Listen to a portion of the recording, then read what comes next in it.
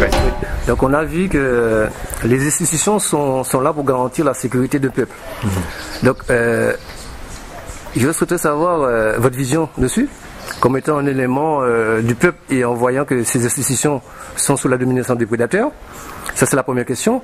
Et revenez un petit peu sur la symbolique du fait que vous avez brûlé un billet. Est-ce que c'était pour annoncer que, effectivement, que le combat que vous menez, il est enfin prêt pour affronter les prédateurs, ou c'est simplement pour lancer, on va dire, un mot de rappel à la diaspora, comme quoi que dorénavant, nous ferons face à la fois aux prédateurs et aussi aux institutions qui sont censées garantir notre sécurité.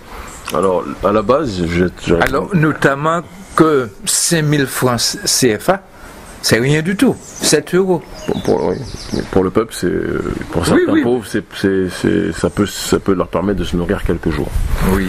Mais en effet, à l'échelle de l'euro, c'est une modique somme, 7 euros et quelques, tout à fait.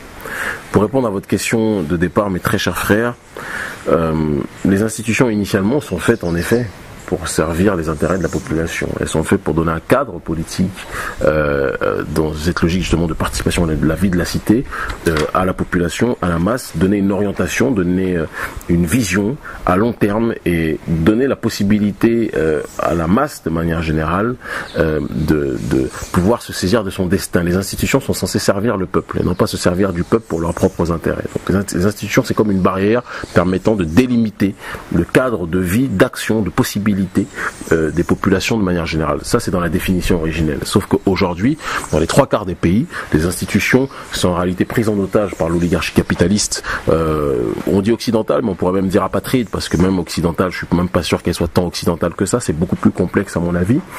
Et donc, par conséquent, parce que les institutions trahissent leur mission, bien souvent, la société civile qui était censée être une partie justement du schéma politique devient le centre de gravité de la nouvelle vie politique. C'est ce qu'on voit dans les pays du tiers-monde, c'est ce qu'on voit en Afrique, c'est ce qu'on voit au Moyen-Orient, c'est ce qu'on a vu en Europe de l'Est. Et c'est d'ailleurs pour cette raison, parce que les sociétés civiles sont considérées comme les centres de gravité de la vie politique, que les oligarques occidentaux ont décidé de moins sponsoriser les chefs d'État. Ils le continuent toujours à le faire en Afrique, mais surtout de coopter maintenant les activistes de la société civile pour qu'ils aient leur relais, leur courroie de transmission à l'intérieur de ce giron d'action.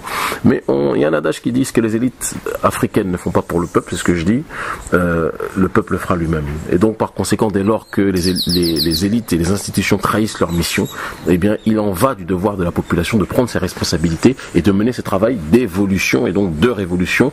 Quand on dit révolution, étymologiquement parlant, il y a la notion de retour à soi. C'est le retour au point originel. Et donc par conséquent, on est dans cette démarche du retour à ce qu'on appelle la tradition primordiale. Quand je parle de tradition primordiale, j'ai une vision vraiment empirique de la dynamique, c'est-à-dire que pas simplement se contenter de l'aspect culturel ou de l'aspect spirituel, c'est aussi être dans une dynamique de comprendre politiquement de quelle façon nous avons fonctionné dès le commencement pour être capable de mieux repartir demain. Et sur le terrain économique, c'est aussi cette démarche-là. Et ça me permet de rebondir sur la notion du billet brûlé. Pourquoi je brûle un billet ? J'ai réfléchi à cette démarche-là 1 an avant de brûler.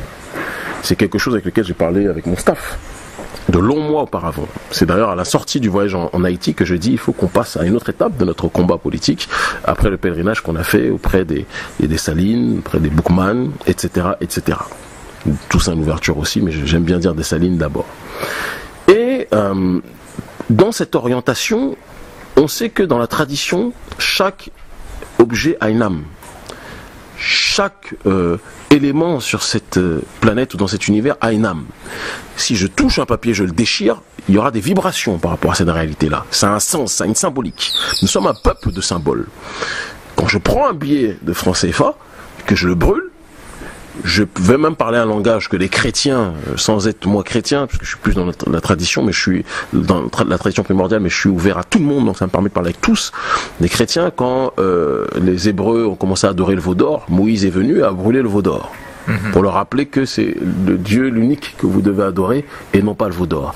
Aujourd'hui, le veau d'or moderne, si on doit faire cette parabole, c'est quelque part le système capitaliste qui a esclavagisé la population par le biais d'un simple billet, sans poser en intermédiaire entre les gens. Alors qu'à la base, nous n'étions pas dans cette démarche-là. On était dans le rapport du troc, on était dans le rapport de l'échange. Je te donne 2 bœufs, tu me donnes un certain nombre d'éléments en retour, etc. Il y avait une notion beaucoup plus noble et saine, j'ai même envie de dire spirituelle de l'échange. Mais le billet, la monnaie, a transfiguré le rapport entre les gens et a fait en sorte que ceux qui avaient le plus de bouts de papier, qui à la base ne signifient rien du tout, ils ont une valeur symbolique aujourd'hui plus que jamais, mais à la base c'est un bout de papier qui a son âme aussi, eh bien deviennent les garants de la société, les garants de la population et les garants du pouvoir politique de manière générale. Donc en brûlant le billet, on s'est attaqué au système de la France-Afrique, évidemment, en disant que nous voulions que cette démarche cesse. Donc c'était le coup d'envoi, d'accord, du passage à une autre étape. Mais on s'est aussi attaqué au système capitaliste. On sait que dans les pays pauvres, des gens sont prêts à vendre père et mère, fils et filles, pour que ils puissent recevoir un certain nombre de billets. On a voulu leur dire: ne vendez pas votre dignité pour cette monnaie qui nous esclavagise. Nous reprenons notre identité, reprenons notre patrimoine culturel, politique et historique et avançons en étant en harmonie avec notre destinée. Alors,